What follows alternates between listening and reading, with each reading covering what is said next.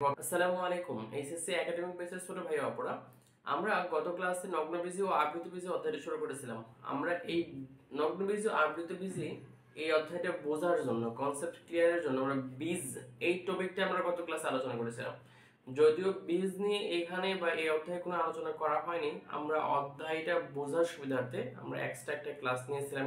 ওকে, আমরা এখন থেকে মূল বইয়ে যে পড়াগুলো আছে আমরা সেইগুলি পড়বো, সেই কনসেপ্ট অনুযায়ী আমরা আগাবো। ওকে, আমরা এখন শুরু করবো নগ্নবীজি আবৃতবীজির অধ্যায় একেবারে শুরুর অংশটা। নগ্নবীজি এর বৈশিষ্ট্যগুলো কেমন হবে, এর গঠনগুলো কেমন হয়, আমরা এই বিষয়টা আলোচনা করবো। ভাই আমরা মেন বই ধরে ধরে পড়বো ভাই, মেন বই প্রত্যেকটা লাইন, প্রত্যেকটা ওয়ার্ড আমরা বিশ্লেষণ করার চেষ্টা করবো, যেন একবার এই ক্লাসটা করার পর তোমার নতুন করে আর নতুন কোনো সমস্যা তৈরি না হয়। ঠিক আছে ভাইয়া, আমরা যেন একেবারে সবকিছু মনে রাখতে পারি। দেখো ভাই, জিমনোস্পার্ম, জিমনো কথার মানে হচ্ছে ভাইয়া নেকেড বা নগ্ন। স্পার্ম মানে আমরা বুঝি বীজ। জিমনোস্পার্ম বা নগ্ন বীজে, তাই না? অধ্যায়ের শুরুতে বলেছে এনজিওস্পার্ম বা এনজিওস্পার্ম আবৃত, তাই না? কি আবৃত? স্পার্ম বা বীজ আবৃত। এটা বোটানি শব্দ তাই আমরা এখানে প্রতীকী চিহ্ন দিয়ে রাখছি। যেমন নগ্ন বীজের একটা চিহ্ন দেওয়া আছে, আর এখানে যে ফুল দেখানো হচ্ছে এটা আবৃত বীজের বৈশিষ্ট্য। আমরা গত ক্লাসে বলে আসছিলাম নগ্ন বীজে মূলত কোনো ফুল হয় না, নগ্ন বীজ মূলত অপুষ্পক উদ্ভিদ। ওকে, আর আবৃতবীজি সপুষ্পক উদ্ভিদ। আবৃতবীজ উদ্ভিদে ফুল হয়। ওকে, আমরা বীজের গঠন এই বিষয়গুলো আমরা আলোচনা করে আসছিলাম, সো আমরা এই ক্ষেত্রে আর এটা পড়বো না। আমরা শুরু করব একেবারে মেইন বই যেখানে পড়া, আমরা এই পর্যন্ত পড়ে আসছিলাম, যেটা ছিল এক্সট্রা, বাট আমাদের একাডেমিক পড়াশোনার জন্য কাজে লাগবে আর কি, এরকম ইনফরমেশন। ওকে, আমরা তাহলে এখান থেকে শুরু করব, সাথে মেইন বইটা আমরা দেখব। অধ্যায়ের শুরু কি হয়েছে ভাই? নগ্নবীজে। এখন দেখো আমাদের বইয়ের এই নগ্নবীজ অধ্যায়ের শুরুতে যে ইনফরমেশনটা খুব ভালো করে পড়া লাগবে। তো নগ্নবীজি আর আবৃতবীজি দুইটা উদ্ভিদকে আমরা সচরাচর চোখে দেখে থাকি আমাদের আশেপাশে? ভাইয়া না, আমরা সবচেয়ে বেশি কি উদ্ভিদ দেখে থাকি? আবৃতবীজি। নগ্নবীজি উদ্ভিদের পরিমাণ খুবই কম। বাংলাদেশে মাত্র 5 প্রজাতির উদ্ভিদ, মাত্র 5 প্রজাতির উদ্ভিদ প্রাকৃতিকভাবে বাংলাদেশে জন্মায়। নগ্নবীজির মাত্র কত প্রজাতির? 5 প্রজাতির নগ্নবীজ উদ্ভিদ প্রাকৃতিকভাবে বাংলাদেশে জন্মায়। এই ইনফরমেশনটা ভেরি ভেরি ইম্পর্টেন্ট এমসিকিউ এর জন্য, মেডিকেলেও আসছিল এবং বিভিন্ন ভার্সিটি পরীক্ষাতে এসেছিল এটা। তারপর দেখো, এর যদি তুলনা করো আবৃতবীজ উদ্ভিদের সাথে, তাহলে দেখবো আবৃতবীজ উদ্ভিদ এর চেয়ে অনেক অনেক বেশি। সেটা কত? সংখ্যা প্রায় 4000 প্রজাতি, অনেক বেশি। বাংলাদেশে এইটুকু, তাই না? তার মানে হিউজ আবৃতবীজের সংখ্যা নগ্নবীজের তুলনায় অনেক বেশি। সো এই অধ্যায়ে আবৃতবীজ নিয়ে বেশি আলোচনা করা হবে, নগ্নবীজ নিয়ে খুব অল্প আলোচনা করা হবে। ওকে, আমরা যদি দেখি ভাই, এই যে নগ্নবীজের যে উদ্ভিদটা আছে, এই নগ্নবীজের উদ্ভিদে কিছু বিভাগ আছে। আমরা শ্রেণীবিন্যাসের ক্ষেত্রে পরে আমরা কি পড়ে আসছিলাম যে কিংডম, তারপরে phylum, class, order, family, genus and species, তাই না? এই যে ফাইলাম যে ওয়ার্ডটা আছে, এই ফাইলাম এটা মূলত প্রাণীদের ক্ষেত্রে বোঝানো হয়, তাই না? জুলজি যে শ্রেণীবিভাগটা আছে সেই ক্ষেত্রে ফাইলাম বা পর্ব এই ক্ষেত্রে আলোচনা করা হয়। আমরা এই ক্ষেত্রে ফাইলামের পরিবর্তে ডিভিশন ওয়ার্ডটা ইউজ করা হয়। বোটানিতে ডিভিশন সেটা হলো বিভাগ। যেমন তাহলে নগ্নবীজ উদ্ভিদে কয়টা বিভাগ আছে ভাই? নগ্নবীজ উদ্ভিদের মূলত 4টা বিভাগ আছে। একটা হচ্ছে জিঙ্কোফাইটা, একটা জিঙ্কোফাইটা, আরেকটা হচ্ছে সিসাডোফাইটা, আরেকটা কোনিফেরোফাইটা, আর হচ্ছে নিটোফাইটা। অর্থাৎ 4 ধরনের নগ্নবীজ উদ্ভিদের বিভাগ বলতে 4টা। 4 ধরনের নগ্নবীজ তুমি যদি বিভাগ ভিত্তিক শ্রেণীবিভাগ করো, বিশ্লেষণ করো, তাহলে জিঙ্কোফাইটা আর সিসাডোফাইটা, কোনিফেরোফাইটা আর হচ্ছে নিটোফাইটা। এখন এই বিভাগের যত নিচ থেকে উপরের দিকে যাবা, মানে এই জিঙ্কোফাইটা থেকে যত নিটোফাইটার দিকে আসবা, তত উন্নত। উন্নত বলতে আবৃতবীজ খুব কাছাকাছি হবে। তাহলে আবৃতবীজ থেকে সবচেয়ে বেশি দূরে থাকবে তোমার জিঙ্কোফাইটা, এটা অনেক বেশি আগে আসছিল বা আদি গঠনের বেশি হবে। আর নিটোফাইটা যেহেতু শেষের দিকে আছে বা 4 নম্বরে আছে, তার মানে এটা আবৃতবীজের খুব কাছে থাকবে। সিরিয়ালটা এভাবে সাজানো হয়েছে। এখন দেখো ভাই, এর ভিতরে এই জিঙ্কোফাইটা আর সিসারোফাইটা এই দুইটা শুক্রাণু হচ্ছে ফ্লাজেলা যুক্ত। এই দুইটা শুক্রাণু জিঙ্কোফাইটা সিসারোফাইটা এই দুইটা শুক্রাণু হচ্ছে ফ্লাজেলা যুক্ত। আবার কোনিফেরোফাইটা ও নিটোফাইটা এদের শুক্রাণু ফ্লাজেলা বিহীন। আমাদের যে আবৃতবীজ উদ্ভিদ আছে, এই আবৃতবীজ উদ্ভিদের ক্ষেত্রে শুক্রাণু কেমন হবে? ফ্লাজেলা বিহীন। এটা কাদের বৈশিষ্ট্য? আবৃতবীজী উদ্ভিদের, আবৃতবীজী উদ্ভিদের এটা বৈশিষ্ট্য। শুক্রাণু ফ্লাজেলা বিহীন হবে। এখন দেখো শুক্রাণু ফ্লাজেলা যুক্ত আর ফ্লাজেলা বিহীন দুইটা কথার মানে কি বোঝাচ্ছে, আসলে পার্থক্যটা কোথায় হতে পারে? এখন দেখো শুক্রাণু ফ্লাজেলা যুক্ত কথার মানে হচ্ছে ভাই এরকম, একটা শুক্রাণু থাকবে, যে শুক্রাণুর ফ্লাজেলা বা লেজ থাকবে, তার মানে শুক্রাণুটা কি করতে পারবে, লেজ আছে না, মুভ করতে পারবে। লেজ কি করে মুভমেন্ট করা যায়, ফ্লাজেলা থাকলে সে মুভ করতে পারবে। আর যদি ফ্লাজেলা না থাকে তাহলে শুক্রাণু কি করতে পারবে না, মুভ করতে পারবে না। এটা মূলত বোঝায় আর কি। বলতো মানুষের শুক্রাণু কি ফ্লাজেলা আছে নাকি নাই? মানুষের শুক্রাণু ফ্লাজেলা আছে নাকি নাই, থাকলে কয়টা?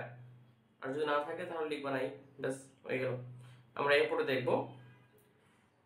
ওকে, আমরা একটু ডিটেলসে যদি দেখি, বই দেখাবো তার আগে আমরা আরেকটু ডিটেলস দেখি। জিঙ্কো ফাইটা, এই যে জিঙ্কো ফাইটা এটা মূলত অনেক আগে উদ্ভিদ, যত নগ্নবীজি আছে তার সবার আগে এই উদ্ভিদটা আবির্ভূত হয়েছিল, যে জিঙ্কো ফাইটা।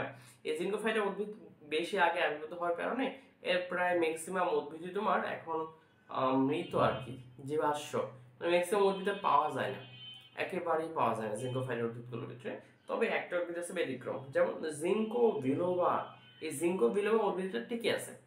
ওকে ভাই, অর্থাৎ তুমি দেখো একটা বিভাগের সকল উদ্ভিদ নাই, একটা উদ্ভিদ টিকে আছে। আমরা ওই টিকে থাকা উদ্ভিদ দ্বারা আমরা কি বুঝতে পারি বলতো ভাই? আমরা এটা বুঝতে পারি যে বাকি উদ্ভিদগুলো কেমন ছিল, তাদের গঠন কেমন ছিল, কাছাকাছি তো হবে তাই না, যেহেতু একই বিভাগের উদ্ভিদ। অর্থাৎ আমরা আইডিয়া করতে পারি যে বাকি উদ্ভিদগুলো হয়তো জিঙ্গোফাইটা যেমন এমন, মানে জিঙ্কো বিলোবা যখন এমন হয় এমন, তার বাকিগুলো হয়তো কাছাকাছি কিছু একটা গঠন হবে, আমরা একটা আইডিয়া করতে পারি। এই জন্য বলা হয় যে জিঙ্কো বিলোবা হইতেছে একটা জীবন্ত জীবাশ্ম, জীবন্ত জীবাশ্ম। কারণ এর মতো গঠন বিশিষ্ট বাকি উদ্ভিদগুলো সবই কি নাই হয়ে গেছে, বিলীন হয়ে গেছে। এই জন্য এই জিঙ্কো বিলোবাকে বলা হয় জীবন্ত জীবাশ্ম। তোমার এটা জানা লাগবে, এটা যে কোনো পরীক্ষার জন্য আর কি, এমসিকিউ। এখন আসো ভাই, দেখো এই সুন্দর সুন্দর যে পাতাগুলো দেখা যাচ্ছে ভাই, এটা জিঙ্কো বিলোবার পাতা। এই সুন্দর পাতা গঠনটা, এই যে গঠনটা দেখতেছি আমরা, এই গঠনটা সবসময় এমন থাকবে এমন না। গ্রীষ্মকালের দিকে তোমার এরকম হয়, একেবারে শরৎকালের দিকে তোমার এই পাতাগুলো একেবারে হলুদ হয়ে যায়। আমরা চায়নাতে, জাপানে অনেক পাতা দেখবো, অনেক গাছ দেখবো যার পুরো পাতা একবার সব মানে কি কয় হলুদ, সম্পূর্ণ পাতা, একটা গাছের সকল পাতায় একেবারে হলুদ গঠন দেখা যায়। মূলত ওই উদ্ভিদগুলো হইতেছে তোমার জিঙ্কো বিলোবা, জিঙ্কো বিলোবা। এখন দেখো পাতা একই উদ্ভিদে কিন্তু পাতা দুই সময় দুই রকম হবে। একটা দেখো সবুজ পাতা, আর একটা হচ্ছে এরকম গঠন। পাতার গঠন তোমার জানা লাগবে না, জাস্ট এই নামটা জানা লাগবে যে জিঙ্কো বিলোবা হচ্ছে একটা জীবন্ত জীবাশ্ম। ভাইয়া এই জিঙ্কো বিলোবা এটা নগ্নবীজ উদ্ভিদ, তো এটা ঔষধি গুণ সম্পন্ন উদ্ভিদ, বুঝছো? এই উদ্ভিদ থেকে বিভিন্ন ধরনের ওষুধ তৈরি করা হয়। এর ভিতরে খুব বেশি যেটা ইউজ করা হয়, এটা তোমার ব্রেনের জন্য খুব এফেক্টিভ, বুঝছো? আহ, বইয়ের ভাষায় আমাদের বই দেওয়া হয়, এটা হচ্ছে তোমার এই করে ব্রেনকে শার্প করে, যাদের মনে করে যে আমার ব্রেনের আরো শার্পনেস থাকা দরকার, তারা ইউজ করতে পারো, অবশ্য ডাক্তারের পরামর্শে, ডাক্তার যদি সাজেস্ট করে। ওকে, এই ওষুধ বাংলাদেশেও পাওয়া যায়, এই জিঙ্কো বিলোবা বাংলাদেশেও পাওয়া যায়। কত সুন্দর না হার্বাল প্রোডাক্ট, যাদের ব্রেনের সমস্যা আছে, মনে থাকে না কিছু, এটা মনে রাখার কাজ করে, স্মৃতি ধারণের কাজ করে থাকে। ওকে, তারা এই ক্যাপসুলটা খেতে পারো, খাও কি না খাও এটা জরুরি না, জরুরি হচ্ছে এই নামটা মনে রাখা লাগবে, জিঙ্কো বিলোবা একটা জীবন্ত জীবাশ্ম। ঠিক আছে ভাইয়া? ওকে, আর এটা এমনি বললাম, এই ক্যাপসুল বাজারে পাওয়া যায়, আর এটা ম্যাক্সিমামই তোমার আমাদের ব্রেনের কাজ করে আর কি, ব্রেন শার্প করা, স্মৃতি বেশি দীর্ঘস্থায়ী করা, এগুলো কাজ করে থাকে। আমরা তারপর যদি দেখি তাহলে জিঙ্কো বিলোবা কোন বিভাগের উদ্ভিদ? জিঙ্কো ফাইটা, নামের সাথে মিল আছে, একটা মাত্র উদ্ভিদ এখন বেঁচে আছে। আমরা একটু বই দেখবো একটু পরে, তারপরে আসো সেকোয়া সেম্পারভাইরেন্স, এই নামটাও তোমার মনে রাখা লাগবে, সেকোয়া সেম্পারভাইরেন্স। আচ্ছা, এটা একটা নবমীজ উদ্ভিদ, এটা মূলত একটা কনিফার জাতীয় উদ্ভিদ, কনিফার জাতীয় উদ্ভিদ। তার মানে এটা আমরা সহজে বলতে পারি কোন বিভাগের, এটা হচ্ছে কনিফেরোফাইটা এই বিভাগের উদ্ভিদ। ওকে, এখন দেখো এই উদ্ভিদটা হচ্ছে সবচেয়ে উঁচু বৃক্ষ, বর্তমানে সবচাইতে উঁচু বৃক্ষ। একটা কথা মনে রাখা দরকার, তুমি অনেক জায়গায় পড়বা পৃথিবীতে অস্ট্রেলিয়ান কিছু ইউক্যালিপটাস আছে, অস্ট্রেলিয়ান কিছু ইউক্যালিপটাস আছে বা ছিল একটা সময়, যে ইউক্যালিপটাস গুলো প্রায় 500 ফুট পর্যন্ত উঁচু হইতো, তখন মনে করা হয়তো ওইগুলো সবচেয়ে বেশি উঁচু বৃক্ষ। কিন্তু আসলে ওইগুলো যে পরিমাপ করা হয়েছে যে সিস্টেমে, পরিমাপের সিস্টেমটা একটু ত্রুটি ছিল, বুঝছো? এই জন্যই মনে করা হয় যে যখন পরিমাপ করা হয়েছিল আর কি সিস্টেমের ত্রুটির কারণে মনে করা হয় যে এইটাই 380.3 ফুট বিশিষ্ট 3 ফুট উচ্চতা বিশিষ্ট যে উদ্ভিদটা আছে সেকুইয়া সেম্পারভাইরেন্স, একটা নগ্নবীজ উদ্ভিদ, কনিফেরোফাইটার উদ্ভিদ। এই উদ্ভিদটি হলো পৃথিবীর সবচেয়ে উঁচু বৃক্ষ। বইয়ে এই কথাই বলা হয়েছে, পরীক্ষায় আসলে তোমার এটাই দেওয়া লাগবে। তাহলে সবচেয়ে উঁচু বৃক্ষের নাম কি? সেকুইয়া সেম্পারভাইরেন্স। ওকে, উচ্চতা জানা দরকার নাই, তারপরও 380.3 ফিট উচ্চতা। আমরা গাছটা নিচে দেখো ছবিতে রাখছি, কনিফার জাতীয় গাছ, নগ্নবীজ। দেখো অনেক মোটা, অনেক মোটা এবং অনেক উচ্চতা বিশিষ্ট, অনেক গাছগুলো অনেক উচ্চতা বিশিষ্ট হয়। ওকে, এই যে একটা মানুষ দেখো এখানে বোঝাই যায় না, অনেক ক্ষুদ্র, আরো মোটা হয়। আমি কয়েকটা ছবি কালেক্ট করছি জাস্ট তোমাদের দেখানোর জন্য। তাহলে দেখো এটাই হলো সেকুইয়া সেম্পারভাইরেন্স। এটা সবচেয়ে বেশি কি উচ্চতা বিশিষ্ট একটা উদ্ভিদ। নামটা মনে রাখা লাগবে, সাইন্টিফিক নামটা। আচ্ছা, তারপরে আসো আমরা তাহলে কি কনিফেরোফাইটা একটা উদ্ভিদের কথা বই বলা হয়েছে, আমরা পড়ে ফেললাম এটা। তারপরে আমরা দেখবো নিটোফাইটা। আমি একটু আগে বলে আসছিলাম যে নিটোফাইটা হইতেছে আবৃতবীজী নগ্নবীজী উদ্ভিদের মধ্যে সবচাইতে ঘনিষ্ঠ উদ্ভিদ আবৃতবীজের, তাই না? নিটোফাইটা মানে এর অনেকগুলো বৈশিষ্ট্য থাকবে, যে বৈশিষ্ট্যগুলো আবৃতবীজী উদ্ভিদের বৈশিষ্ট্যের মানে একই রকম আর কি। যখন আমরা দেখবো এই কথাটা বলা হয়েছে এখানে, দেখো যে আবৃতবীজী উদ্ভিদের অধিকতর লিখে ফেলছে, অধিকতর ঘনিষ্ঠ একটা উদ্ভিদ, যার নাম কি ভাইয়া? নিটোফাইটা, GNETOPHYTA, নিটোফাইটা। এখন দেখো এই নিটোফাইটার ক্ষেত্রে বলা হয়েছে এদের কাণ্ডে কি আছে? ভেসেল আছে। এখন কোশ্চেন, ভেসেল জিনিস কি ভাইয়া? আমরা উদ্ভিদের ক্ষেত্রে জাইলেম ফ্লোয়েম আমরা জানতে, জাইলেম ফ্লোয়েম এরা পরিবহন করে থাকে, পরিবহন টিস্যু বলা হয়ে থাকে। জাইলেম পানি পরিবহন করে, ফ্লোয়েম ফুড বা খাবার পরিবহন করে। এখন দেখো এই জাইলেমটা যে গঠিত হয়েছে এটা তো অনেকগুলো টিস্যু দ্বারা গঠিত হয়েছে, মূলত 4 ধরনের টিস্যু, যেমন tracheid, vessel, xylem fibre, xylem parenchyma. এগুলোর ভিতরে নগ্নবীজী উদ্ভিদের ক্ষেত্রে হ্যাঁ জাইলেমে তোমার বেসেল থাকে না, আর আবৃতবীজী উদ্ভিদের নগ্নবীজী উদ্ভিদের ক্ষেত্রে জাইলেমে বেসেল থাকবে না আর ফ্লোয়েমে সঙ্গীকোষ থাকে না, এটার বৈশিষ্ট্য। কিন্তু এই নিউরোফাইটের ক্ষেত্রে এদের জাইলেমে ভেসেল থাকে, এটা ব্যতিক্রম, এদের জাইলেমে ভেসেল থাকে। এখন ভেসেল জিনিসটা আসলে কি কি কাজ করতে পারে? আমরা ব্লাড ভেসেলের নাম শুনছি ভাই, ব্লাড ভেসেল। ব্লাড ভেসেল কি কাজ করে ভাই? রক্ত পরিবহন করে, তাই না? ব্লাড ভেসেল রক্ত পরিবহন করে, মানে একটা সূক্ষ্ম নালিকা। সেম কাজ এই ভেসেলের কাজ হচ্ছে পানি পরিবহন করা। এই যে বললাম নগ্নবীজী উদ্ভিদে ভেসেল থাকে না, ব্যতিক্রম নিউরোফাইটা। এর কারণ হচ্ছে ভাই নগ্নবীজী উদ্ভিদগুলোতে তো ফুল হয় না, ফুল থেকে ফল তৈরি হয়, তাই না? এটা তৈরি ভালো লাগে না, ফলে অধিকতর পানির প্রয়োজন হয় না, যার কারণে ভেসেল থাকে না। তবে ভেসেলের যে কাজ এই বাকি অন্য যে 3টা টিস্যু আছে তারা করে নেয়। ওকে, আমরা এটা মনে রাখবো যে নগ্নবীজী উদ্ভিদে ভেসেল থাকে না, তবে ব্যতিক্রম নিটোফাইটা। তারপরে যদি আমরা দেখি নগ্নবীজী উদ্ভিদের শুক্রাণু কেমন? নগ্নবীজী উদ্ভিদের শুক্রাণু ফ্লাজেলা যুক্ত, তাই না? আমরা পড়ে আসছিলাম যেমন কি বলে জিঙ্কোফাইটা, সিসাইডোফাইটা, এদের শুক্রাণু ফ্লাজেলা যুক্ত। তবে ব্যতিক্রম হচ্ছে কি এই নিটোফাইটা, এদের শুক্রাণু ফ্লাজেলা বিহীন, এদের শুক্রাণুতে কি নাই? ফ্লাজেলা নাই। বা এইটাও কি বৈশিষ্ট্য? আবৃতবীজী উদ্ভিদের বৈশিষ্ট্য। এইটাও কি কার বৈশিষ্ট্য? আবৃতবীজী উদ্ভিদের বৈশিষ্ট্য। তারপরে আমরা দেখব নগ্ন এই যে নিটোফাইটা বিভাগের অন্তর্গত আরেকটা উদ্ভিদ আছে, আমরা যার নাম বলি ইফেড্রা। এই ইফেড্রা উদ্ভিদের ধিনিশেক দেখা যায়, বা ধিনিশেক এটাও মূলত একটা আবৃতবীজী উদ্ভিদের বৈশিষ্ট্য। ধিনিশেক এটা হচ্ছে আবৃতবীজী উদ্ভিদের বৈশিষ্ট্য। এখন কোশ্চেন করতে পারবে ধিনিশেক জিনিসটা আসলে কি? আমরা এটা দশম অধ্যায়ে আলোচনা করবো ডিটেইলসে। এখানে একটু বলে তুমি বুঝতে পারবো না, একটা লম্বা সময় লাগবে, এটা 5 থেকে 7 মিনিট সময় লাগবে আর কি আমাদের বোঝাইতে ধিনিশেক প্রসেসটা কি। আমি একটু ওইখানে আলোচনা করবো। তাহলে ইফেড্রাতে ধিনিশেক দেখা যায়, তবে নগ্নবীজী উদ্ভিদের ক্ষেত্রে কোন নগ্নবীজী উদ্ভিদের ক্ষেত্রে ধিনিশেক দেখা যায় না। এক্ষেত্রে ব্যতিক্রম হলো কে? ইফেড্রা। ব্যতিক্রম কিন্তু এক্ষেত্রে নিটোফাইটা না, নিটোফাইটা অনেক উদ্ভিদের ক্ষেত্রে তোমার ধিনিশেক হয় না, তবে ব্যতিক্রম একমাত্র না, আরো কয়েকটা আছে হয়তো, সেটা হচ্ছে ইফেড্রা। আবার আমরা দেখবো ইফেড্রা, এই ইফেড্রা থেকে একটা শ্বাসকষ্টের ওষুধ পাওয়া যায়, জানো? শ্বাসকষ্টের ওষুধ পাওয়া যায়, যাকে বলা হয় ইফেড্রিন। শ্বাসকষ্টে কাজ করতে পারে, এটা ব্লাড প্রেসারে কাজ করতে পারে। হ্যাঁ, আবার ওই যে আমরা একটু পরে আসলাম যেটা সর্বপ্রথম কি পড়লাম বলতে মনে আছে? আমরা জিঙ্কো বিলোবা যেটা বলে আনলাম, হ্যাঁ জিঙ্কো বিলোবা, এটা কিন্তু ব্লাড প্রেসারে হেল্প করে, হ্যাঁ ব্লাড প্রেসার কন্ট্রোল রাখে, ব্লাড পরিষ্কার রাখে, আমাদের ব্রেন শার্প করে। ওকে, তার মানে নগ্নবীজী উদ্ভিদগুলো একটু বেশি ঔষধি গুণ সম্পন্ন, খুব কম পাওয়া যায়, তো মানুষ এটাকে ওষুধ হিসেবে ইউজ করতে পারে, তো উপকার খুব ভালো করে ফিল করে। আমরা এক্ষেত্রে আসি যে ইফেড্রা, দেখো একটা লতানো উদ্ভিদ টাইপের, ইফেড্রা এটা। তো এফেড্রা থেকে দুইটা জিনিস মনে রাখবো, একটা হচ্ছে এফেড্রাতে কি পাওয়া যাবে, ইফেড্রিন পাওয়া যায় যা মূলত শ্বাসকষ্টের ওষুধ, আর একটা হচ্ছে এর সাইড এফেক্ট আছে ভাই, অনেক সাইড এফেক্ট আছে, অনেক জায়গায় বা অনেক দেশে ইফেড্রা কিন্তু নিষিদ্ধ, ইফেড্রা থেকে ওষুধ তৈরি করা যাবে না অনেক দেশে, এর সাইড এফেক্ট ব্যাপক। আমাদের বই বলা হয়েছে ইফেড্রা থেকে শ্বাসকষ্টের ওষুধ তৈরি করা হয়, ব্যাস তুমি এটা মনে রাখো। তারপরে আসো আমরা পরে যদি দেখি, ইফেড্রা তো গেল, আর কিছু ওরে নিটাম, এটা হচ্ছে নিটাম, এটা মূলত তোমার এই নিটোফাইটের অন্তর্গত। এই নিটামের কাণ্ডেই ভেসেল থাকে, হ্যাঁ নিটামের কাণ্ডে ভেসেল থাকে, আমরা এটা পরে দেখবো আবার। এখন দেখি ওভারঅল যে নগ্নবীজ উদ্ভিদের বৈশিষ্ট্য। হ্যাঁ তুমি বলতে পারো ভাই একটাকে বললেন যে বিভাগ চারটা, জিঙ্গোফাইটা, সিসাডোফাইটা, কনিফেরোফাইটা আর হচ্ছে নিটোফাইটা। আমি তো সিসাডোফাইটা সম্পর্কে কিছু বললাম না, কারণ ভাই আমরা এই বিভাগ সম্পর্কে খুব ডিটেলসে পড়বো আর পরের ক্লাসে সাইকাস, এই জন্য আমরা এটা এখানে আলোচনা করলাম না।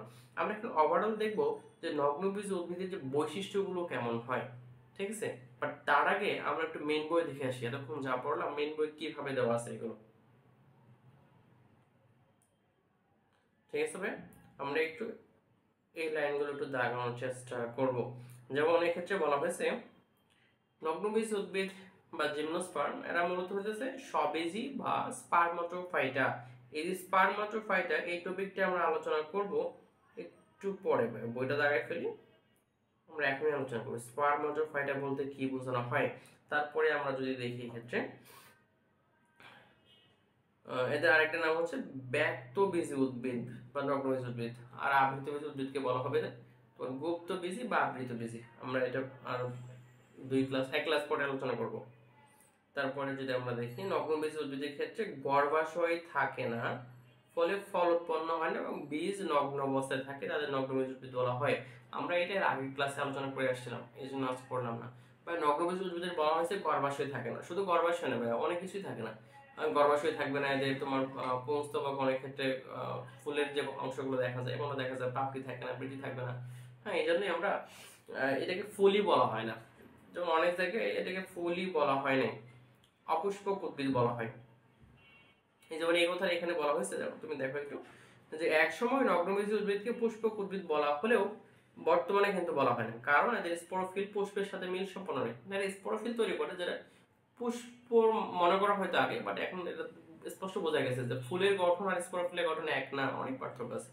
এই জন্য এটাকে আমরা বলছি অপুষ্পক উদ্ভিদ, মানে ফুল হয় না। তো যার ফুল হয় না তার কি গর্ভাশয় থাকবে না, স্বাভাবিক বিষয়। আর যার গর্ভাশয় থাকবে না তার তো ফলও তৈরি হবে না, ব্যাস। যদি ফল তৈরি না হয় তাহলে কি বীজ বাহির থেকে দেখা যাবে, মানে নগ্ন। ওকে, তারপর দেখো বর্তমানে মাত্র 5 প্রজাতির নগ্নবীজ উদ্ভিদ প্রাকৃতিকভাবে জন্মে, আর তোমার কত 4000 প্রজাতির উদ্ভিদ আবৃত হয়েছে বাংলাদেশে জন্মে আর কি। এর ভিতরে দেখো পোডোকার্পাস নেরিফোলিয়াস একটা উদ্ভিদ আছে, পোডোকার্পাস নেরিফোলিয়াস, এটা স্থানীয়ভাবে বাঁশপাতা নামে পরিচিত, এমসিকিউ। ওকে, সবচেয়ে বেশি যে উদ্ভিদটা বাংলাদেশে পাওয়া যায় সেটা হলো সাইকাস পেকটিনাটা, এটা মনে রাখা লাগতে পারে। আমরা এরপরে কিছু পড়বো না, এগুলো আমরা শেষে বসে আলোচনা করবো আরেকবার। তারপরে এই ক্ষেত্রে দেখবো জিঙ্কো বিলোবা একটা মাত্র উদ্ভিদ যেটা জিঙ্কো ফাইটার অন্তর্গত, বাকি সবাই বিলুপ্ত। আমরা এইটা এখানে দেখবো।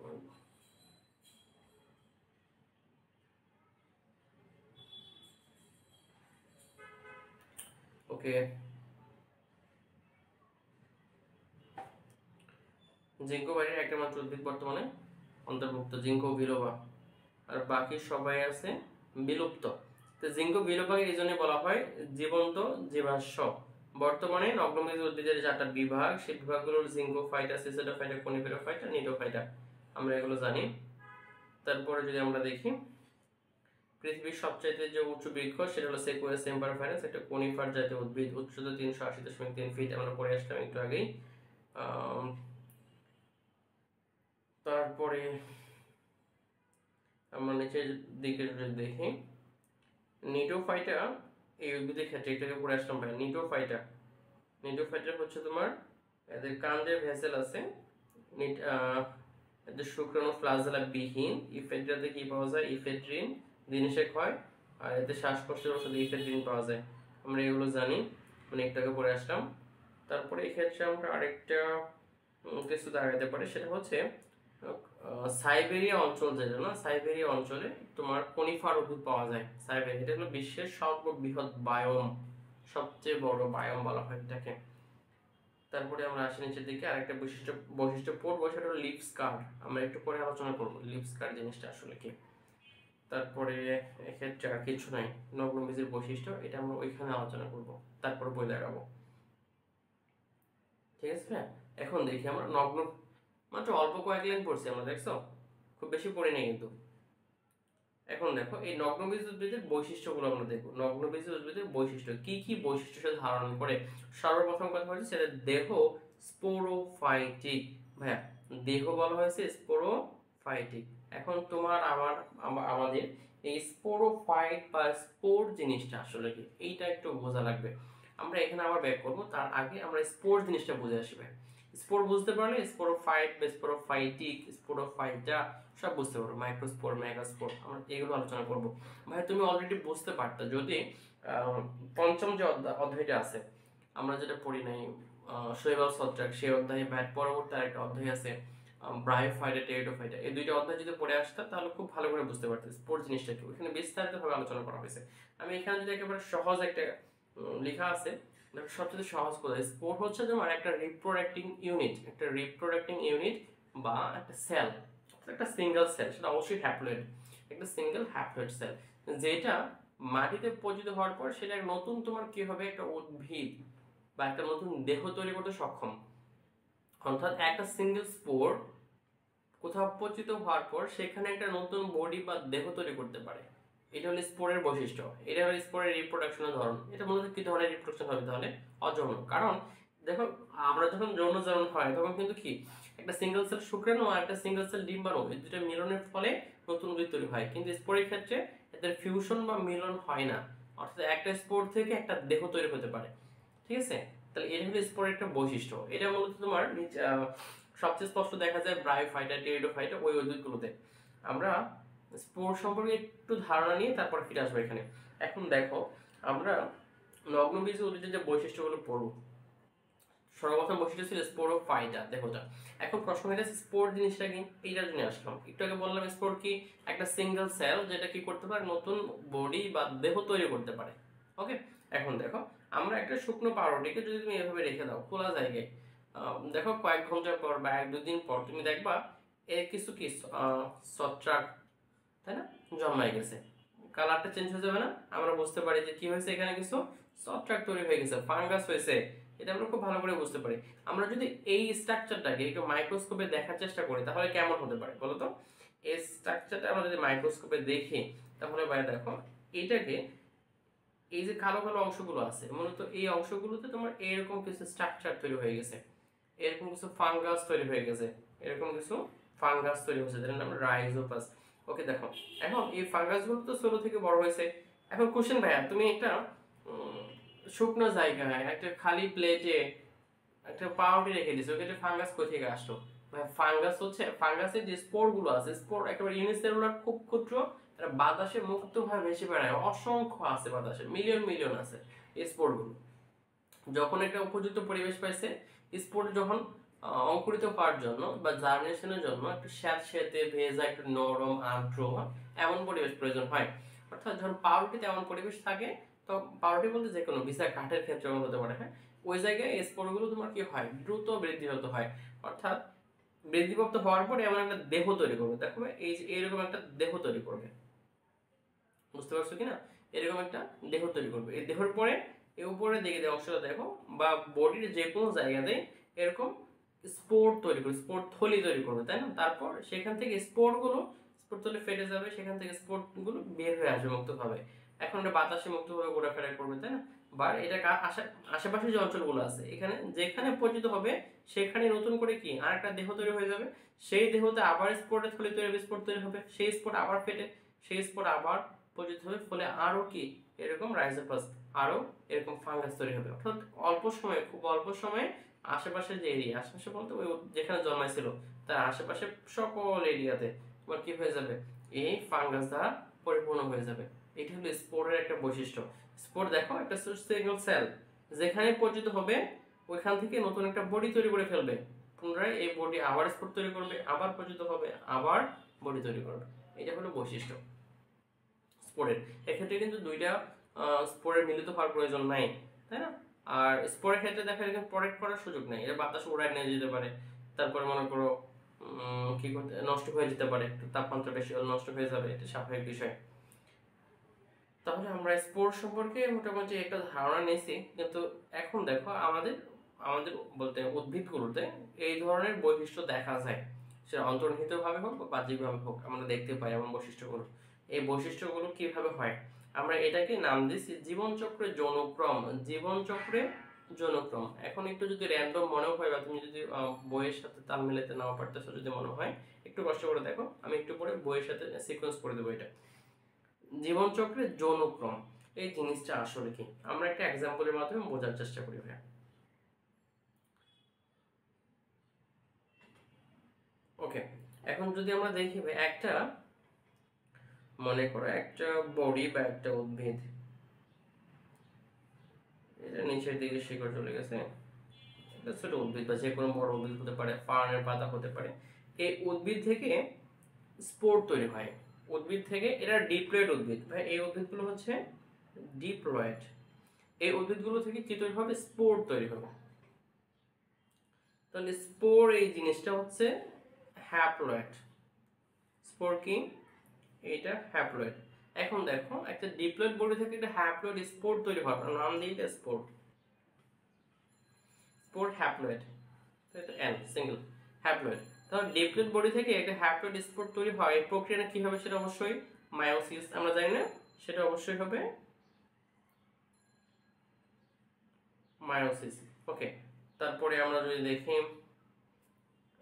স্পোর তৈরি হয়েছে, এই স্পোর একটা বিশেষ বৈশিষ্ট্য আছে, স্পোর কি হয়, দ্রুত বিভাজন করতে পারে, তাই না? স্পোর দ্রুত বিভাজন করতে পারে। একটা সিঙ্গেল সেল ছিল, এই সিঙ্গেল সেলগুলো অনেক বেশি সেল তৈরি হয়ে যাবে এখান থেকে, এখান থেকে সাথে সাথে অনেক সেল তৈরি হয়ে যাবে, মাল্টি সেলুলার একটা বডি তৈরি হয়ে যাবে, তাই না? তাহলে এটা কি, অবশ্যই মাইটোসিস।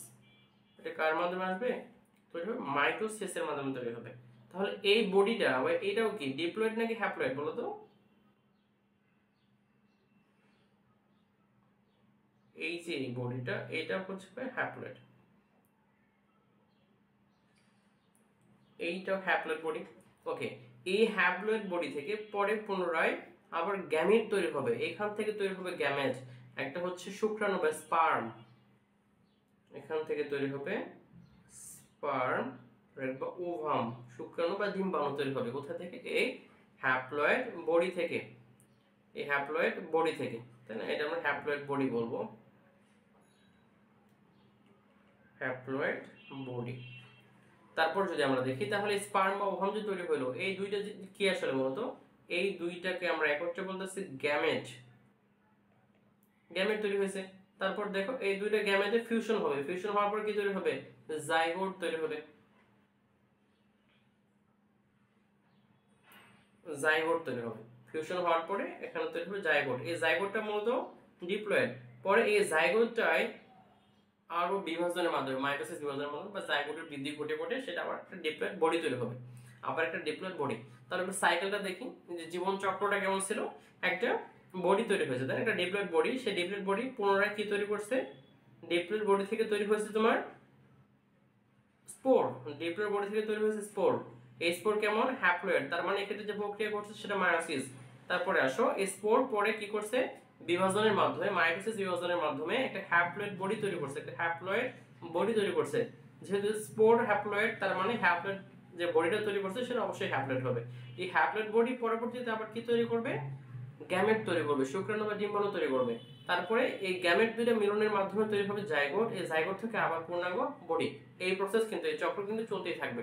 তাহলে আমরা এক্ষেত্রে এটাকে বললাম জীবন চক্র। যৌনক্রম জিনিসটা আসলে কি, এটা যদি বোঝার চেষ্টা করি, দেখো এই দশাটায়, এই জীবন চক্রে দেখা যাচ্ছে এই জাইগোট থেকে স্পোর তৈরির আগ পর্যন্ত, জাইগোট থেকে স্পোর তৈরির আগ পর্যন্ত যে সময়টা, সেই সময়টা ডিপ্লয়েড অবস্থায় ছিল। অর্থাৎ এই ডিপ্লয়েড অবস্থায় সে কি তৈরি করতে পারে, ডিপ্লয়েড হওয়ার পরে সে কি তৈরি করতে পারে, স্পোর তৈরি করতে পারে। তাহলে এই যে ডিপ্লয়েড যে ফেজটা আসছে, আমরা এটাকে বলবো স্পোরোফাইটা। কি বলবো ভাইয়া, স্পোরোফাইটা, মানে স্পোর তৈরি করবে, স্পোর ধারণকারী উদ্ভিদ, স্পোরোফাইটা। কোন কোন সময়টাকে, যে সময়টা সে ডিপ্লয়েড অবস্থায় থাকে, আমরা এটাকে বলতে স্পোরোফাইটা। কারণ কি ডিপ্লয়েড থাকার ফলে সে কি তৈরি করতে পারবে, স্পোর তৈরি করতে পারে। কারণ স্পোর হইতেছে কি প্রক্রিয়া তৈরি হয়, মায়োসিস প্রক্রিয়া। স্পোর কি হ্যাপ্লয়েড। তাহলে মায়োসিস প্রক্রিয়ায় হ্যাপ্লয়েড কোনো কিছু তৈরি হতে মানে মায়োসিস প্রক্রিয়া ঘটতে পারে কোথায়, সেটা অবশ্যই ডিপ্লয়েড কিছুতে। তার মানে এই বডিটা জাইগোট থেকে পরবর্তী যে বডিটা তৈরি হলো বা স্পোর তৈরির আগ পর্যন্ত যে সময়টা, আমরা এটাকে বলবো স্পোরোফাইটা। আবার এই স্পোর তৈরির পরবর্তীতে গ্যামেট তৈরি পর্যন্ত যে সময়কালটা অতিবাহিত হচ্ছে, আমরা এইটাকে বলবো তোমার গ্যামেটোফাইটা। দেখো যে উদ্ভিদটা যে বডিটা গ্যামেট তৈরি করলো তাকে বলতে স্পেশালি গ্যামেটোফাইটা। সেটা কই থেকে আসছে, স্পোর থেকে আসছে। এটা হচ্ছে গ্যামেটোফাইটা। এটা কি হ্যাপ্লয়েড। তার মানে গ্যামেটোফাইটা এই বডি অবশ্যই কি হবে, হ্যাপ্লয়েড। স্পোরোফাইটা এই বডি অবশ্যই কি হবে, ডিপ্লয়েড হবে। ওকে, আমরা এই কনসেপ্টটাই এখানে কাজে লাগাবো। একই কনসেপ্ট বলতো। এদের দেহ স্পোরোফাইটিক, কথার মানে এদের দেহ কি ভাইয়া, ডিপ্লয়েড। এদের দেহ ডিপ্লয়েড। আবার ডিপ্লয়েড স্পোরোফাইটিক কথা আরেকটা মিনিং কি তৈরি করবে, স্পোর তৈরি করতে পারবে। অর্থাৎ এই ডিপ্লয়েড দেখো কি তৈরি করবে, স্পোর তৈরি করে। এখন এই স্পোরটা না, একে বলা হচ্ছে দেখো অসম রেণুপ্রশ বা হ্যাটারোস্পোরা। এই স্পোরটাও একই রকম না, এই স্পোর ভিন্ন রকম হতে পারে। অর্থাৎ মাইক্রোস্পোরও তৈরি হতে পারে, মেগাস্পোর। মাইক্রো মানে ক্ষুদ্রতম, মেগা কথার মানে আমরা জানি বৃহত্তম, বড় স্পোর। তার মানে একটা এই মাইক্রোস্পোর তৈরি হবে, এক ধরনের মাইক্রোস্পোর তৈরি হবে, আবার একটু বড় সাইজের মেগাস্পোরও তৈরি হয়। ঠিক আছে, স্পোরোফাইটিক মানে কি, ডিপ্লয়েড দেহ স্পোর তৈরি করে। আর স্পোরের গঠনটা মাইক্রোস্পোর হবে, মেগাস্পোর মানে ছোট বড় হবে। এই জন্য এটাকে বলছে কি, অসম রেণুপ্রশ বা হ্যাটারোস্পোরাস। তারপরে আমরা যদি দেখি যে মাইক্রোস্পোর গুলো একত্রে থাকবে, অনেকগুলো একত্রে মিলিত হয়ে তৈরি করে মাইক্রোস্পোরোফিল। মেগাস্পোর গুলো একত্রে তৈরি করে মেগাস্পোরোফিল। ওকে, তারপর দেখো মাইক্রোস্পোরোফিল আর মেগাস্পোরোফিল এরা কি করতে পারে আলাদাভাবে, অনেকগুলো মাইক্রোস্পোরোফিল এটা আবার একসাথে থাকতে পারে। একসাথে থাকবে, সেটা একত্রে তোমার তৈরি করবে কোন বা স্ট্রোবিলাস। আমরা ওই যে কলার মোচা দেখছি না, কলার মোচা, ওইখানে দেখে তো প্রথমে কি একটা একটা কলার ফুল থাকে, তাই না, একটা একটা কলার ফুল, অনেকগুলো কলার ফুল একসাথে বিন্যাস গঠন করে, তারপরে এরকম বিন্যাসগুলো অনেকগুলো পেঁচিয়ে একটা কোণ তৈরি করে, সেম অবস্থায় এরকম এখানে হবে। তাহলে ওই স্পোরোফিল গুলোকে আমরা বলবো, স্পোরোফিলের যে ঘন সন্নিবিষ্ট অবস্থা থাকবে তাকে আমরা বলবো কোন বা স্ট্রোবিলাস। ঠিক আছে, আমরা এটা এই যে স্পোরোফিল গুলো আর স্ট্রোবিলাস এই দুটো একটা ডিটেইলস আলোচনা করি নাই, আমরা এটা আলোচনা করবো এর পরের ক্লাসে। আমরা যখন সাইকাস পড়বো ওইখানে চিত্র সহ আলোচনা দেওয়া আছে। এটার মধ্যে একটা ফার্নের পাতা, ফার্নের পাতার পিছন সাইডে এরকম অনেক ছোট ছোট স্পোর থাকে। হ্যাঁ, একটা স্পোর হবে, এখানে অনেকগুলো স্পোর থাকবে। ওকে, আমরা তো এটা বললাম, এই চিত্র তো আমরা দেখছি। তাহলে স্পোর আমরা বুঝতে পারলাম, মাইক্রোস্পোর মেগাস্পোর বুঝতে পারলাম, অসম রেণুপ্রশ বা হ্যাটারোস্পোরাস এটাও বুঝতে পারলাম। তারপরে আমরা যদি আরেকটা বৈশিষ্ট্য দেখি, সেটা হচ্ছে নগ্নবীজ উদ্ভিদের ক্ষেত্রে ভাইয়া কি থাকবে না, এদের গর্ভাশয় থাকে না। আমরা একটু আগে বলে আসছিলাম ভাইয়া, শুধু গর্ভাশয় না, ফুলই থাকে না, তাই না। ফুল যদি না থাকে গর্ভাশয় থাকবে না, গর্ভাশয় যদি না থাকে তাহলে ফল তৈরি হবে না। আর যদি ফল তৈরি না হয় তাহলে কি বীজ থাকবে নগ্ন, এটা আমরা বুঝছি। তারপর দেখো তো, এখন দেখো যে পরাগরেণু সরাসরি ডিম্বক রন্ধ্রে পতিত হয়। এখন একটা বিষয় আসবে এই ক্ষেত্রে, পরাগরেণু, তাই না, এই যে পোলেনটা এটা সরাসরি কোথায় আসবে, ডিম্বক রন্ধ্রে। কারণ এর চারপাশে কি নাই, কোনো ফল নাই, গর্ভাশয় নেই। এখন দেখো তো আবৃতবীজ উদ্ভিদের ক্ষেত্রে এই যে ডিম্বকটা, এটা ডিম্বক, এই ভিতরেরটা, হ্যাঁ এইটা হলো ডিম্বক। এই ডিম্বকটা একটা গর্ভাশয়ের ভিতরে কি থাকবে, আবদ্ধ থাকবে, গর্ভাশয়ের ভিতরে থাকবে। এক্ষেত্রে আবৃতবীজ উদ্ভিদের ক্ষেত্রে একটা পরাগরেণু যদি তোমার এই ডিম্বকের ভিতরে আসতে চায় তাহলে কি করবে, তার প্রথমে স্টিগমাতে আসা লাগবে, তারপরে গর্ভদণ্ড হয়ে ভিতরে প্রবেশ করে আসা লাগবে। কিন্তু এই নগ্নবীজ উদ্ভিদের ক্ষেত্রে গর্ভাশয় থাকে না, শুধু কি থাকে, ডিম্বক থাকবে। আর এই ডিম্বকের এই অংশটা যেটা বলা হয়, এই যে অংশটা, এটাকে বলি মাইক্রোপাইল বা ডিম্বক রন্ধ্র। তাহলে এর তো তোমার গর্ভাশয় নেই, তাহলে এই ডিম্বক রন্ধ্র সরাসরি কোথায় আসবে, সরাসরি মাইক্রোপাইল, তারপর এখান থেকে এখানে আসবে। বুঝতে পারছো কিনা, এই জন্য বলা হয়েছে পরাগরেণু সরাসরি ডিম্বক রন্ধ্রে পতিত হয়। এখন কোশ্চেন ভাই, এই ডিম্বক ডিম্বক রন্ধ্র পর্যন্ত যে আসবে, কিভাবে আসবে, এটা বায়ুর মাধ্যমে, আর কোনো ওয়ে নাই। এই জন্য এদেরকে বলা হয়েছে সকলেই বায়ু পরাগে। আর একটা লজিক্যাল কারণ আছে, আমরা একটা চিত্র যদি দেখি, হ্যাঁ এই চিত্রটা যদি আমরা দেখি ভাই, একটু দেখো তো, এটা একটা সাইকাস উদ্ভিদ, সহজ কথা হয় একটা সাইকাস উদ্ভিদ বা আমরা নগ্নবীজি। এদের ক্ষেত্রে এই যে স্ট্রাকচার দেখতে পাচ্ছি না আমরা, এই স্ট্রাকচারটা হচ্ছে মাইক্রোস্পোরোফিল। বেশ সহজ কথা, এটা তোমার কোন, এখানে অনেকগুলো মাইক্রোস্পোরোফিল, দেখতে ছোট ছোট যে অংশগুলো দেখতে পাচ্ছি আমরা প্রত্যেকটাই মাইক্রোস্পোরোফিল। এটা হচ্ছে তোমার একটা কোন বা স্ট্রোবিলাস। তাহলে এখানে এর ভিতরে পরাগরেণু তৈরি হয়। এর ভিতরে কি তৈরি হবে? হ্যাঁ, পরাগরেণু। এখন এই পরাগরেণুগুলো, এইটা হচ্ছে তোমার স্ত্রী রেণুপত্র বা মেগাস্পোরোফিল, এটা স্ত্রী রেণুপত্র, এটা পুং রেণুপত্র। এখন এখান থেকে পরাগরেণুগুলো এখানে কিভাবে যাবে, যাওয়ার কোনো ওয়ে আছে? দেখো আবৃতবীজী উদ্ভিদে কি ঘটে, সেক্ষেত্রে আবৃতবীজী উদ্ভিদে ফুল তৈরি হয়, তাই না? সেই ফুল থাকে, ফুলের তোমার কালার, সৌন্দর্য, ঘ্রাণ, এর কারণে তোমার বিভিন্ন পতঙ্গ, পোকামাকড় কি হয়, আকৃষ্ট হয় ফুলের প্রতি। তো ফুলে আসে, মধু শোষণ করে, তাই না? এখন দেখো সেই ফুল, মানে একটা পোকা যখন ফুলে আসবে তখন সেই পোকা ওই ফুল থেকে যখন অন্য ফুলে যাবে তখন কি, এই ফুল থেকে লেগে থাকা যে পরাগগুলো পোকার গায়ে থাকবে, ফলে এই পরাগ অন্য ফুলের মাধ্যমে স্থানান্তর করার একটা সুযোগ থাকে, তাই না? সেটা কার মাধ্যমে হচ্ছে? পোকার মাধ্যমে, মৌমাছির মাধ্যমে হচ্ছে। কিন্তু এর তো কোনো ফুলই নাই, নগ্নবীজ উদ্ভিদের কোনো ফুল নাই। তার মানে এখানে যা এর দেখে যে পতঙ্গ আকর্ষিত হবে এর কোনো সুযোগ নেই। পতঙ্গ তো দূরে থাকবে, কোনো মানুষই পছন্দ করবে না, স্বাভাবিক বিষয়, তাই না? দেখো কেমন দেখা যাচ্ছে। তাহলে দেখো এই ক্ষেত্রে পতঙ্গ দ্বারা যে এদের কি বলা হয়, এরা পতঙ্গের মাধ্যমে পরাগ বাহিত হবে না, এটা মোটামুটি নিশ্চিত। তাহলে একটা ওয়ে আছে, পানির মাধ্যমে কি বাহিত হতে পারবে, বৃষ্টির মাধ্যমে? দেখো এটা সুযোগ নেই, এক্ষেত্রে এটা সুযোগ নেই। তাহলে একটা মাত্র ওয়ে আছে, সেটা হচ্ছে তোমার বাতাস। যখন বাতাস চালাবে, ঝড় হবে, যখন বাতাস হবে, তখন বাতাসের কারণে এখান থেকে পরাগ কিন্তু বাতাসে উড়ে উড়ে এই তোমার এখানে পৌঁছাতে পারবে। আর এখানে তো ডিম্বক রন্ধ্র আছে, ডিম্বক আছে, যার রন্ধ্রগুলো বাহির দিকে খোলা থাকে। ওকে, এখানে পরিচিত হবে, ফলে এখানে বীজ তৈরি হবে। সেই বীজ তারপর বিভিন্ন কি বলা হয়, প্রাণী, এনিমেন্টস কি বলা হয়, কাঠবাদুড়, ছোট ছোট কিছু প্রাণী থাকে, তার মাধ্যমে এক জায়গা থেকে আরেক জায়গায় স্থানান্তর হতে পারে, বা বাতাসের মাধ্যমে পাতলা পাতাই তৈরি হয়, তো বীজ তৈরি হয় বাতাসের মাধ্যমে। আশেপাশের অঞ্চলে তোমার কিছু গাছ তৈরি হয় আর কি, বীজের অঙ্কুরোদ্গমের ফলে কিছু গাছ তৈরি হবে, সেটা অন্য প্রসেস, আমরা ওটা পরে আলোচনা করবো। তোমাদের বই দেওয়াই নেই, আলোচনা করবো কি করে? যাই হোক, আমরা এক্ষেত্রে বললাম যে বিষয়টা দেখলাম। দেখো তো কি হয়েছে, গর্ভাশয় থাকে না, ফল সৃষ্টি হয় না, ফলে বীজ নগ্ন থাকে, পড়ে ফেলছে। পরাগরেণু সরাসরি ডিম্বক রন্ধ্রে পতিত হয়, কারণ সরাসরি ডিম্বক রন্ধ্রে পতিত হওয়া লাগবে, কারণ এর কি নাই, এর স্টিগমা নাই, গর্ভদণ্ড নাই, তারপরে সকলেই বায়ু পরাগী, বাতাস ছাড়া এদের কোনো উপায় নাই। এদের দিনিষেক ঘটে না, আমরা বলে আসছিলাম অ্যান্ডোস্পার্ম হ্যাপ্লয়েড হয়। দিনিষেক না ঘটলে অ্যান্ডোস্পার্ম হ্যাপ্লয়েড হয়, মনে রাখা লাগবে। দিনিষেক যদি না ঘটে তাহলে অ্যান্ডোস্পার্ম হবে হ্যাপ্লয়েড, আর দিনিষেক যদি ঘটে তাহলে অ্যান্ডোস্পার্ম হবে ডিপ্লয়েড। আমরা এইটা পড়বো দশম অধ্যায়। ওকে, দিনিষেক ঘটে না, এই জন্য অ্যান্ডোস্পার্ম বা শস্য সেটা হবে হ্যাপ্লয়েড।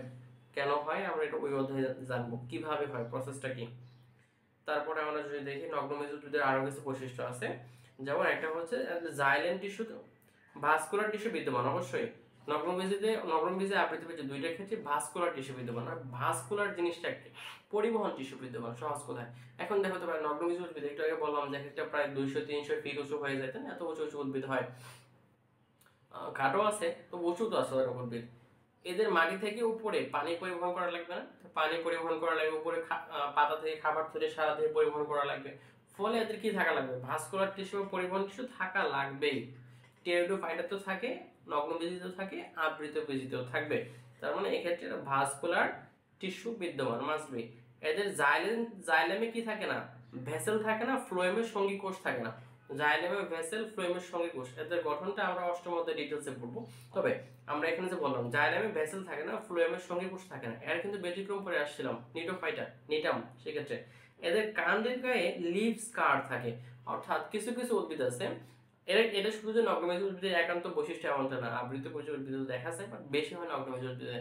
যেমন এদের কাণ্ড থেকে পাতা তৈরি হয়, ফলে পাতা যদি কোনো কারণে পড়ে যায়, ঝরে যায়, সেখানে দাগ দেখা যায়, মানে বোঝা যায় যে এখানে একটা পাতা ছিল। যেমন আমরা যদি এটা দেখি, এখানে এই চিহ্ন দেখে বোঝা যাচ্ছে এখানে একটা পাতা ছিল, পাতাটা ঝরে গেছে। যেমন এখানে দেখো, এরকম পাতার গোড়াগুলো, পাতা যখন ঝরে যাবে তখন এরকম দাগ তৈরি হবে। আমরা এটাকে বলতেছি লিভ স্কার। কিছু কিছু আবৃতবীজ উদ্ভিদেও দেখা যায়। ওকে, যেমন এই ক্ষেত্রে দেখো এই গঠনটা হচ্ছে লিভ স্কার। আর আমরা একটু আগে বলে আসলাম যে জীবনচক্রে অসম আকৃতির যৌনক্রম দেখা যায়।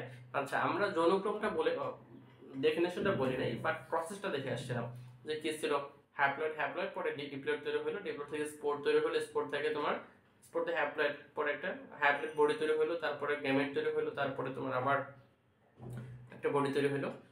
এই যে এটা আমরা এটাকে বলতেছি জীবন চক্রে যৌনক্রম। যৌনক্রম জিনিসটা আসলে কি দেখো, একবার ডিপ্লয়েড পরে হ্যাপ্লয়েড, আবার ডিপ্লয়েড আবার হ্যাপ্লয়েড, আবার ডিপ্লয়েড আবার হ্যাপ্লয়েড, মানে হ্যাপ্লয়েড আর ডিপ্লয়েড পর্যায়ক্রমে যে আবর্তন হয়, আমরা এটাকে বলতেছি জীবন চক্রে যৌনক্রম। ওকে, এখন দেখো এই যৌনক্রমের ক্ষেত্রে কিছু কিছু আর কি সমান সময় এমন হয় যে জীবনে যত মানে যত কাল বা যত সময় সে ডিপ্লয়েড ছিল ঠিক তত সময় কি সে হ্যাপ্লয়েড থাকে না, অনেক কম। দেখো এই যে তোমার স্পোর থেকে জায়গোট তৈরি হওয়া পর্যন্ত খুব অল্প সময়, আর বেশিরভাগ সময় সে ডিপ্লয়েড অবস্থায় আছে। সব জীবের কিন্তু ক্ষেত্রে কিন্তু এমন জানা। ওকে, তাহলে কিছু কিছু ক্ষেত্রে তোমার দেখা যাচ্ছে তোমার ডিপ্লয়েড ফেজটা অনেক বেশি, হ্যাপ্লয়েড ফেজটা অনেক কম সময় থাকে। এই জন্য বলা হয় এদের যৌনক্রমটা কেমন, সম আকৃতি নাকি অসম আকৃতি? অসমান। এর যৌনক্রম কেমন হবে? অসমান। ওকে, সাইজে অসমান, আবার তুমি দেখো যদি সময়কাল সেটা অসমান। এই জন্য বলা হইতেছে জীবনচক্রে অসম আকৃতির যৌনক্রম দেখা যায়। আমরা একটু যদি বইয়ে দেখি ভাই, বইয়ে কি কথা বলা হয়েছে নগ্নবীজ উদ্ভিদের ক্ষেত্রে, আমরা অলরেডি পড়ে ফেলছি যা বলছে। নগ্নবীজ উদ্ভিদ বহুবর্ষ যদি স্পোরোফাইট, তাই না, উদ্ভিদ স্পোরোফাইট, আবার অসম রেণুবর্ষ বা হাইড্রোস্পোরাস, অর্থাৎ দুই ধরনের স্পোর তৈরি হয়, মাইক্রোস্পোর, মেগাস্পোর। মাইক্রো মানে ছোট, মাইক্রোস্পোর থেকে শুক্রাণু তৈরি হবে, পুং রেণুপত্র যেটা বলা হয়। রেণুপত্র বা স্পোরোফিল ঘনভাবে সন্নিবেশিত হয়ে স্ট্রোবিলাস বা কোন তৈরি করে, আমরা বলে আসছিলাম। মেগাস্পোরোফিল থেকে মেগাস্পোরোফিল মধ্যে স্ত্রী রেণুপত্র, এখান থেকে কি তৈরি হবে? ডিম্বক উৎপন্ন হয়, গর্ভাশয় থাকে না। তারপরে দেখো পরাগায়নকালে পরাগরেণু সরাসরি ডিম্বক রন্ধ্রে পতিত হয়, আমরা পড়ছি। ডিম্বক রন্ধ্র ছাড়া তো কোনো উপায় নাই, কারণ এদের আর তো কিছু নাই, গর্ভদণ্ড স্টিগমা তো নাই। ডিম্বক মেগাস্পোরোফিলের কিনারে নগ্ন অবস্থায় থাকে, গর্ভাশয় নেই ফলে ফল সৃষ্টি হয় না, তোমার জানার কথা এগুলো। ফল সৃষ্টি হয় না ফলে বীজ নগ্ন অবস্থায় থাকে। নগ্ন বীজ উদ্ভিদের দিনেশে ঘটে না, একটা ব্যতিক্রম আছে, যেমন ইফেড্রা, আমরা আগেই বলে আসছিলাম ইফেড্রাতে দিনেশে ঘটে। আর ইফেড্রাতে কি পাওয়া যায়? শ্বাসকষ্টের ওষুধ ইফেড্রিন পাওয়া যায়। এদের শ্বাস বা অ্যান্ডোস্পার্ম হ্যাপ্লয়েড হয়, কারণ এদের দিনেশে ঘটে না। দিনেশে ঘটলে অ্যান্ডোস্পার্ম ট্রিপ্লয়েড হয়ে যাবে, আবৃত বৈশিষ্ট্য। এদের কাণ্ডে কি থাকে না? ভেসেল থাকে না, ব্যতিক্রম নিটাল, নিটাম। ওকে, ফ্লোয়েম টিস্যুতে সঙ্গী কোষ থাকে না, এটা আমরা পড়ে আসছি। সকলেই বায়ুপরাগী। জীবনচক্রে অসম আকৃতির যৌনক্রম বিদ্যমান, সাধারণত আর্কিগোনিয়া সৃষ্টি হয়। হ্যাঁ, একটা কথা বলিনি আমরা, আর্কিগোনিয়া, এটা তোমার স্ত্রী জননাঙ্গ, সহজ কথায় আর্কিগোনিয়া। এক্ষেত্রে তোমার গ্যামেট তৈরি হয় না, সেই গ্যামেটের পরে গ্যামেট তৈরির আগে আর কি আর্কিগোনিয়া তৈরি হবে, সেখানে গ্যামেট তৈরি হবে। লিউস্কার থাকে। ব্যাস, আমরা এই করে কথা বলে আসছি। নেক্সট ক্লাস আমরা সাইকেস পড়বো, সাইকেসের মাধ্যমে আমরা নগ্নবীজ টপিকটি শেষ করে দেবো ইনশাআল্লাহ। ওকে, এই পড়ার ভিতরে বা এই ক্লাসের ভিতরে বা বোটানি জুলজি যে কোনো প্রশ্ন যদি থাকে সেটা অবশ্যই তোমরা কমেন্ট করবা, আমি চেষ্টা করবো রিপ্লাই দেওয়ার জন্য। আর নগ্নবীজের পাশাপাশি কোন অধ্যায়ের ক্লাস নেওয়া লাগবে একটু জানাই, ঠিক আছে ভাই? আসসালামু আলাইকুম ওয়া রাহমাতুল্লাহ।